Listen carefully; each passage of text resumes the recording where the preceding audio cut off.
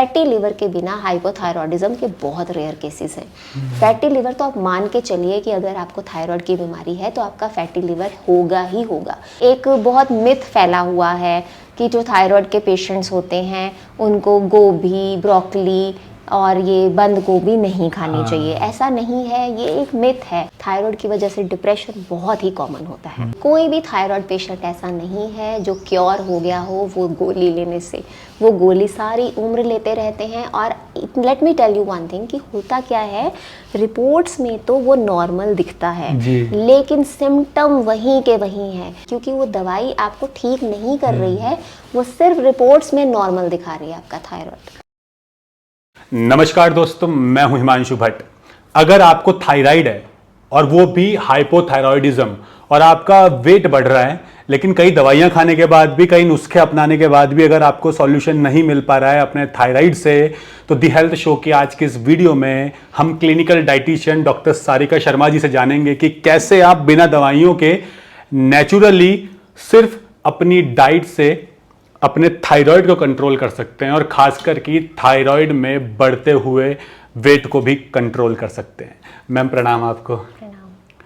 Ma'am, thyroid कैसे control होगा वो जानने से पहले आप ये बताइए कि थायराइड होता क्या है। जी, थायराइड एक ग्लैंड होता है जो हमारे नेक में होता है और ये कुछ हार्मोन्स रिलीज करता है जो हमारे मेटाबॉलिज्म को कंट्रोल करते हैं। ये बहुत ही इम्पॉर्टेंट होता है। इस हार्मोन्स का पूरा ओवरऑल हमारी बॉडी पे पूरा असर पड़ता है, चाहे वो हमारे बाल हों, चाहे वो हमारे दूसरे हार्मोनल सिक्रीशंस हों। तो होता क्या है कि इसके कई कारण होते हैं। इसमें क्या होता है कि जब ये हमारा थायराइड ग्लैंड अंडर एक्टिव होता है या ओवर एक्टिव होता है, अंडर एक्टिव में ये हार्मोन्स बनाता नहीं है और ओवर एक्टिव में ये इतने ज़्यादा बनाता है कि आपका दूसरे तरीके के सारे साइड इफ़ेक्ट स्टार्ट हो जाते हैं। तो आपको ये जानना बहुत ज़रूरी है कि ये होता क्यों है सबसे पहले, ठीक है। तो बहुत सारी प्रेग्नेंट लेडीज़ ने ये एक्सपीरियंस किया होगा कि जैसे ही वो प्रेग्नेंट होती हैं तो बहुत सारी महिलाओं का TSH, T3, T4 गड़बड़ हो जाता है। तो वो ऐसा क्यों होता है? बिकॉज जो उनका अंदर फीटल्स जो डेवलपमेंट हो रहा है जो बेबी का, तो वो आपके कुछ इनिशियल मंथ्स तक, शुरू के कुछ महीनों तक वो आपके थायराइड ग्लैंड पर ही निर्भर करता है। अच्छा। उसका जो सारा ग्रोथ होता है वो माँ के थायराइड ग्लैंड पे निर्भर करता है। तो ज़्यादातर क्या देखा गया है कि जो प्रेग्नेंट हो जाती हैं लेडीज़, उनको एक इस टाइप का थायराइड हो जाता है जिसको हम हाशिमोतो कहते हैं। अच्छा। हाशिमोतो जो होता है ये एक ऑटो इम्यून डिसऑर्डर होता है। होता क्या है, प्रेगनेंसी में जो मदर का इम्यून सिस्टम है वो पूरा चेंज होता है, मॉड्यूलेट होता है।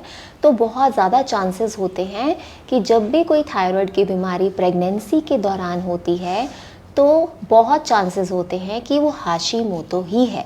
तो इसमें बहुत इम्पॉर्टेंट है उस टाइम पे प्रेग्नेंट लेडी को सपोर्ट देने का कि थायराइड हार्मोन्स को सिंथेटिक थायराइड हार्मोन वो लेती रहे थ्रू आउट द प्रेगनेंसी, नहीं तो उसका मिसकैरेज भी हो सकता है। अच्छा। और उसके बाद TPO एंटीबॉडीज़ वगैरह टेस्ट करवाए ताकि पता चले कि ये उनका ऑटो इम्यून थायराइडिज्म, वो हाइपोथायरॉयडिज्म है या दूसरा वाला है। मैम, ये तो प्रेगनेंसी के टाइम पर चलिए हम मानते हैं कि इफेक्ट होता है थायराइड ग्लैंड हमारा, लेकिन आजकल तो छोटी छोटी एज में भी थायराइड देखा जा रहा है और एक पर्टिकुलर एज के बाद भी होता है, जैसे 50-60 साल के बाद भी कई लोगों को हो जाता है। तो अगर प्रेगनेंसी को साइड में रखा जाए, और रीज़न क्या है फिर इस थायराइड के बढ़ने के? इसके बहुत सारे रीजंस हैं। एक तो हेरिडिटरी जेनेटिक फैक्टर्स भी हो सकते हैं। हमारे पिट्यूटरी ग्लैंड में कोई प्रॉब्लम हो तो भी थायराइड की बीमारी हो सकती है, क्योंकि जो पिट्यूटरी ग्लैंड हमारे ब्रेन के सेंटर में लोकेटेड होता है वो भी हमारा थायराइड ग्लैंड कंट्रोल करता है। और बहुत ही की न्यूट्रिएंट्स जैसे होते हैं आयोडीन, सिलेनियम, इनकी डेफिशिएंसी हो तो भी ये थायराइड की बीमारी हो सकती है। अच्छा, तो मतलब एक तरह से देखा जाए तो जेनेटिक को अगर रहने दिया जाए तो बाकी सब हमारा डाइट से जुड़ा हुआ ही है। बिल्कुल। तो मैम, जैसे हाइपोथायरॉयडिज्म की बात करते हैं हम, तो ये तो आपने थायराइड बता दिया, तो हाइपोथायरॉयडिज्म क्या होता है और इसमें कौन कौन से सिम्टम्स देखने को मिलते हैं? जी, हाइपोथायरॉयडिज्म वो प्रॉब्लम होती है जब आपका थायराइड ग्लैंड हार्मोन्स बनाने बहुत ही कम कर देता है। ठीक है, अब अकेला थायराइड ग्लैंड तो आपका जब हार्मोन बना रहा है तो दूसरा भी कोऑर्डिनेशन चाहिए, वो मैं आपको बाद में समझाती हूँ।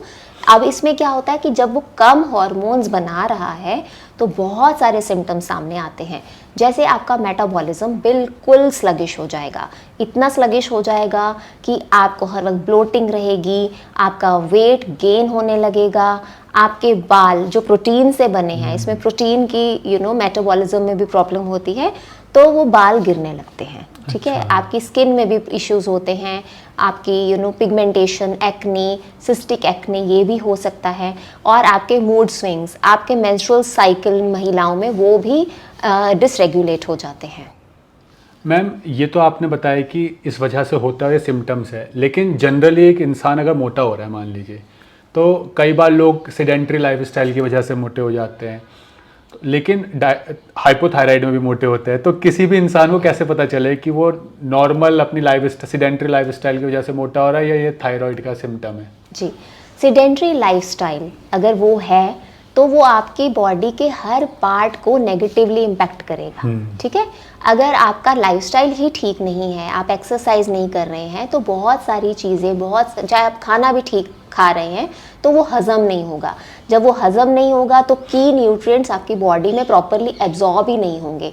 जब भी हमारे पास कोई ओबीज पेशेंट आता है तो हम सबसे पहले ये कारण पता लगाते हैं कि वो मोटा क्यों है, और उसमें उसके फिर सारे टेस्ट हम रन करते हैं, तो हाइपोथायरॉयडिज्म ज़्यादातर पेशेंट्स में निकलता है। अच्छा मैम, अगर किसी को हाइपोथायरॉयडिज्म है और वो मोटे हो रहे हैं, तो कौन कौन सी चीज़ों ने खानी चाहिए और कौन कौन सी चीज़ों ने नेचुरली छोड़नी चाहिए? जी, तो सबसे पहले ये जानना बहुत ज़रूरी होता है कि किस वजह से आपका हाइपोथायरॉयडिज्म है।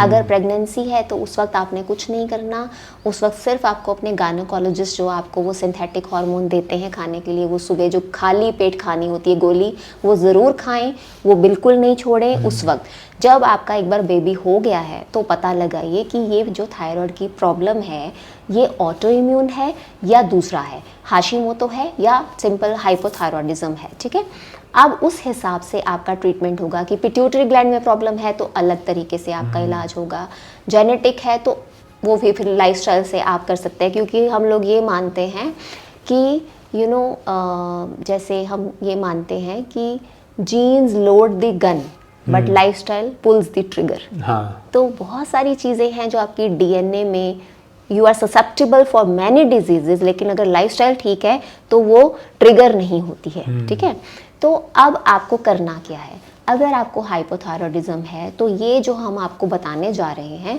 इससे आपको इतनी मदद मिलेगी। आपकी डोज जो है, मैं जनरल गाइडलाइंस बता रही हूँ यहाँ पे मैं कोई ऐसी चीज़ नहीं बताना चाहती हूँ कि आप हर एक पर सूट करें, क्योंकि कुछ चीज़ें हम बताएंगे जो जनरली आप सब कर सकते हैं और आपकी डोज पक्का कम हो जाएगी। हाँ जी। तो सबसे पहले आपको ये जानना ज़रूरी है कि जो थायराइड के पेशेंट्स होते हैं उनमें सिलेनियम की बहुत ही ज़्यादा डेफिशिएंसी होती है। तो अब सिलेनियम आपको कहाँ से मिलेगा? सिलेनियम आपको अखरोट से मिल सकता है, आपको व्हीट ग्रास से मिल सकता है, बहुत सारी चीज़ें हैं।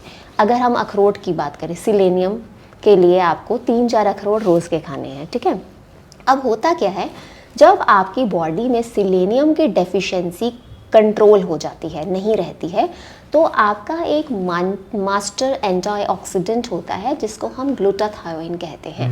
इसको हम मास्टर एंटीऑक्सीडेंट इसलिए कहते हैं, ये इतना इम्पॉर्टेंट है कि ये कम से कम 500 बायोकेमिकल रिएक्शंस आपके बॉडी में कंट्रोल करता है।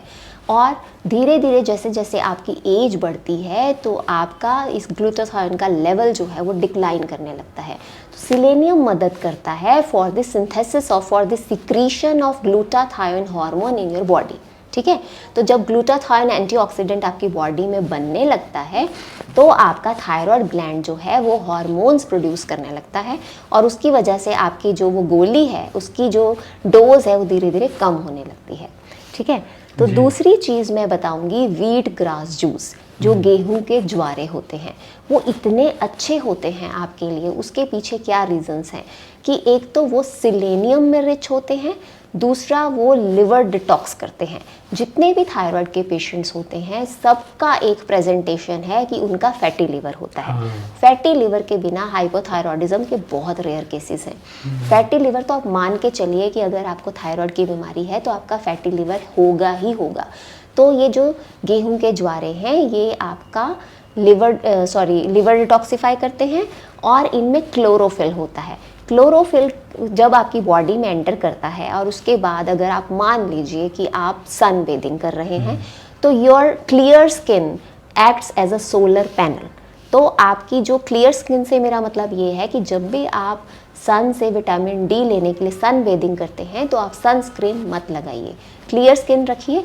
और ये जो व्हीट ग्रास जूस लीजिए तो क्लोरोफिल से क्या होगा, your clear skin will act like a solar panel बन जाएगी आपकी बॉडी, और वो विटामिन डी बहुत अच्छे से खींचती है सूर्य से, ठीक है। और सिलेनियम होने की वजह से तो वैसे ही वो थायराइड के लिए बहुत अच्छा होता है, ठीक है। मैं इस पर जानना चाहूँगा कि हाइपोथायराइड में आपने कहा ना कि व्हीट ग्रास जूस बहुत अच्छा होता है, अगर आप ब्रीफ में बताएं कि ये बनेगा कैसे। जी, आप इसकी दो चीज़ें कर सकते हैं कि अगर आपके पास ज़मीन है, गमले हैं, तो आप ना जैसे 7 दिन होते हैं एक हफ्ते में, तो 7 गमले रखिए, उसमें गेहूं के ज्वारे बो दीजिए। तो एक एक करके उसको यूज़ करते रहिए, ठीक है, पूरे 7 दिन कंसेक्टिवली। दूसरा ये है कि अगर आप ऐसा नहीं कर सकते हैं तो बहुत ही अच्छी कंपनीज़ हैं कुछ जो कि आपको व्हीट ग्रास पाउडर बेचती हैं, और वो ऑर्गेनिक हो तो और भी अच्छा, जहाँ पे पेस्टिसाइड्स का छिड़काव ना किया गया हो। तो वो आप पाउडर को पानी में घोलकर ऊपर से नींबू शहद डालकर भी बहुत अच्छा एक शरबत बनाकर ले सकते हैं। तो इससे उनके जो वेट बढ़ रहा है उसमें काफ़ी कंट्रोल दिखेगा। बिल्कुल जी मैम, हमने कई बार कई डॉक्टर से, कई रिसर्चर्स में ये देखा है कि थायराइड के पेशेंट को चावल और गेहूं नहीं लेना चाहिए, वीट और राइस अवॉइड करना चाहिए। एक्चुअली होता क्या है कि ज़्यादातर जो TPO एंटीबॉडीज़ होती हैं वो मिमिक करती हैं ग्लूटेन से, इसीलिए चावल तो मैं नहीं बोलूँगी, लेकिन जब ग्लूटेन बंद किया जाता है तो काफ़ी ज़्यादा फ़ायदा देखा गया है हाइपोथायरॉयडिज्म के पेशेंट्स में। तो मैम, इसके अलावा और खान पीन में किन किन बातों का ध्यान रखने की ज़रूरत है? खाने पीने में जैसे एक बहुत मिथ फैला हुआ है कि जो थायराइड के पेशेंट्स होते हैं उनको गोभी, ब्रोकली और ये बंद गोभी नहीं खानी चाहिए। ऐसा नहीं है, ये एक मिथ है। क्योंकि देखिए, अगर आपको जो गॉइटर गन्स की बात हो रही है यहाँ पर, वो उस इंटरफेयर करे, उसके लिए आपको बहुत ज़्यादा क्वांटिटी रॉ खानी पड़ेगी। आपको थोड़ी क्वांटिटी से फ़ायदा ही होगा, उससे नुकसान नहीं होगा। और कच्चा मत खाइए, आप उसको लाइटली स्टीम करके खाइए, तो वो बहुत अच्छा है ओवरऑल हेल्थ के लिए। मैम देखिए, खाने के लिए तो बहुत कुछ है, लेकिन अगर हमें ब्रीफ में समझ में आ जाए कि क्या नहीं खाना है तो हम थोड़े अवेयर रहते हैं। तो हाइपोथायराइड में जब वेट बहुत ज़्यादा हमारा बढ़ रहा है तो ऐसी कौन कौन सी चीज़ है जिन्हें विशेष तौर पर हमें इग्नोर करने की ज़रूरत है खाने के लिए? देखिए, इन जनरल अगर मैं बताऊं तो एक तो एक्सरसाइज बहुत ज़्यादा ज़रूरी है, क्योंकि पहले ही मेटाबॉलिज्म स्लगिश हुआ पड़ा है। जब आप एक्सरसाइज करते हैं, प्राणायाम करते हैं, तो ओवरऑल बॉडी को बेनिफिट मिलता है। स्ट्रेस बिल्कुल भी मत लीजिए, क्योंकि जो कॉर्टिसोल हार्मोन है वो आपके थायराइड ग्लैंड पे बहुत ही ज़्यादा नुकसान पहुंचाता है। तो जब आप एक्सरसाइज करते हैं तो आपके गुड हार्मोन्स यानी कि एंडोर्फिन्स रिलीज होते हैं, नेचुरली आप स्ट्रेस से बचे रहते हैं, ठीक है। और डाइट में आप हरी सब्जियां खाइए और अच्छे ग्रेन्स यूज़ कीजिए, आप अच्छा फाइबर लीजिए। तो ये बहुत इंपॉर्टेंट है कि कुछ की न्यूट्रिएंट्स का ख्याल रखा जाए, क्योंकि इन्फ्लेमेशन को भी चेक करना बहुत ज़रूरी है। ओमेगा 3 फैटी एसिड्स अच्छे से लीजिए, अलसी बना के खाइए, अलसी के लड्डू बना के खा सकते हैं। तो ये सारी चीज़ें बहुत इंपॉर्टेंट है, जिसमें सिलेनियम है, विटामिन ई है और आयोडीन है। मैम, आयोडीन की आपने बात की। आजकल एक प्रचलन चला है कि सी सॉल्ट को छोड़कर काला नमक या सेंधा नमक का ज़्यादा यूज़ किया जाए। क्या ऐसा सही में है कि वो सेंधा नमक अगर हम यूज़ कर रहे हैं तो हमें थायराइड होने के चांसेस ज़्यादा हैं? एक्चुअली माना तो ये जाता है कि फोर्टिफिकेशन क्यों शुरू हुई थी नमक की, क्योंकि पहले क्या था कि गॉइटर के बहुत केसेस आते थे, तो एक फोर्टिफिकेशन स्टार्ट हुई थी।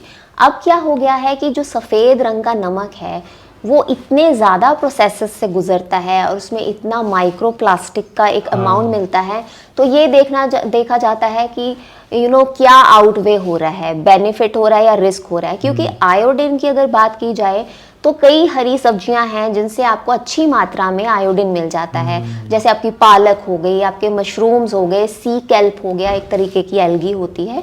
तो आयोडीन की इतनी समस्या रही नहीं है। और जो हमारा जो काला नमक या सेंधा नमक होता है, इसमें बहुत सारे माइक्रो मिनरल्स होते हैं और आयोडीन भी प्रचुर मात्रा में होता ही है। तो एक एक्सट्रीम नहीं अपनाना चाहिए, हमें हमेशा बैलेंस में चलना चाहिए कि वो भी खाइए और बीच में वो भी खाइए। मैम, क्या आयोडीन की कमी हाइपोथायरॉयडिज्म का कारण बनती है? बिल्कुल बनती है, लेकिन आजकल ये देखा गया है कि हाइपोथायरॉयडिज्म के केस रीजंस जो हैं वो आयोडीन वाले नहीं आ रहे हैं, वो दूसरे ही आ रहे हैं। तो मेनली लाइफस्टाइल वाले, खान पान, लाइफस्टाइल या फिर प्रेगनेंसी वाले आ रहे हैं। मैम, अगर किसी इंसान का वेट बढ़ रहा है तो यानी उसके बॉडी में फैट इकट्ठा हो रहा है, और हमारी बॉडी को फैट वैसे चाहिए भी होता है प्रॉपर फंक्शनिंग के लिए, तो एक थायराइड वाला पेशेंट फैट को किस रूप में कंज्यूम करे? जी, तो सबसे पहले ये जानना बहुत ज़रूरी है कि जितने भी हाइपोथायरॉयडिज्म के केसेस हैं उनका फैटी लिवर होता है। फैटी लिवर का मतलब ये है कि अब आपको पता लग गया है कि आपका हाइपोथायरॉयडिज्म का रीज़न जो है वो आपका पेट है, आपका गट है। आपको अब वहाँ पर काम करना शुरू करना है, तो आपको कम फैट लेना है। कम फैट से मेरा मतलब ये है कि आपको सबसे पहले तो रिफाइंड ऑयल बिल्कुल छोड़ना है, तली भुनी चीज़ें बिल्कुल छोड़नी है। मीठा जहर है उस टाइम पर, फैटी लिवर के लिए मीठी चीज़ें बिल्कुल जहर हैं। मीठी चीज़ें, चीनी बिल्कुल मत लीजिए। विटामिन ई बढ़ा दीजिए, प्रोटीन्स बढ़ा दीजिए। फैटी लिवर को ठीक करने के लिए हमें विटामिन ई बहुत ज़्यादा हेल्प करता है। विटामिन ई आपको सूरजमुखी के फूलों से मिल जाता है, मूंगफली से मिल जाता है, लेकिन इसका मतलब ये नहीं है कि आप उसकी बहुत ज़्यादा क्वांटिटी शुरू कर दें, क्योंकि मूंगफली पचने में बहुत ज़्यादा भारी होती है। तो एक चम्मच से स्टार्ट कीजिए, 1 चम्मच सूरजमुखी के बीज लेके आप स्टार्ट कीजिए। और उसके बाद प्रोटीन भी आपको जो है वो एनिमल प्रोटीन अवॉइड कीजिए और वीगन प्रोटीन लीजिए। उसमें आपकी बहुत सारी सब्जियां हैं जिसमें बहुत ही अच्छी क्वालिटी का प्रोटीन होता है। आप ब्रोकली स्टीम करके खा सकते हैं, आप गोभी खा सकते हैं, जो आपकी फलियां हैं वो खा सकते हैं, आप दालें ले सकते हैं। तो प्रोटीन और विटामिन ई ये आपके फैटी लिवर में बहुत मदद करता है। मैम, आपने कहा था कि एनिमल प्रोटीन को अवॉइड करना है, तो एनिमल प्रोटीन से एक तो नॉनवेज भी आ गया, वो नॉनवेज तो अवॉइड करना है, चाहे उसे थायराइड कोई सा भी हो।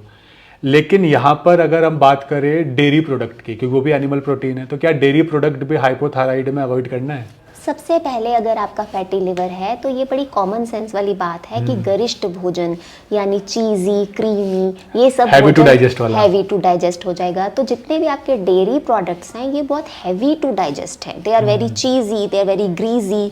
पनीर, दूध, मक्खन, ये सब आपका लिवर नहीं हजम कर पाएगा। सबसे पहले हमें अपने लिवर को हील करना है, ठीक करना है, ताकि वो ये पचाने लायक हो जाए। मैम, अब बात करते हैं आपके क्लिनिकल एक्सपीरियंस की थायराइड के पेशेंट के साथ। आपके पास आज तक थायराइड का सबसे मुश्किल केस कौन सा आया जिसमें आपने सबसे ज़्यादा वेट देखा हो, और फिर उसका वेट रिड्यूस करके आप कहाँ तक ले आए? जी, हमारे पास सबसे जो एक बड़ा यूनिक सा केस आया था, उसका जो TSH था वो 151 था दवाई के बावजूद। अच्छा जी, तो और वो उसका बहुत एक्चुअली मोटापा इतना भी ज़्यादा नहीं था, लेकिन क्लिनिकल सिम्टम्स दूसरे बहुत ही ज़्यादा थे। उनको माइग्रेन भी हो गया था, उनके बाल इतने गिर चुके थे कि वो यहाँ से गंजी हो गई थी, ठीक है।